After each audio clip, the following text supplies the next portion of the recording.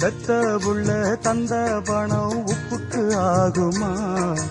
தாய்ப்பாலுக்கு கணக்கு போட்டா தாலி மிஞ்சுமா? பாயக்கட்டி வளர்த்த புள்ள மல்லு கட்டி நிக்குதடி, வாங்கி தந்த காசுக்கெல்லாம் வட்டி கட்ட சொல்லுதடி. கோடு ஒண்ணு கிழிக்க வச்சு கும்மி அடிக்குது அம்மாடி.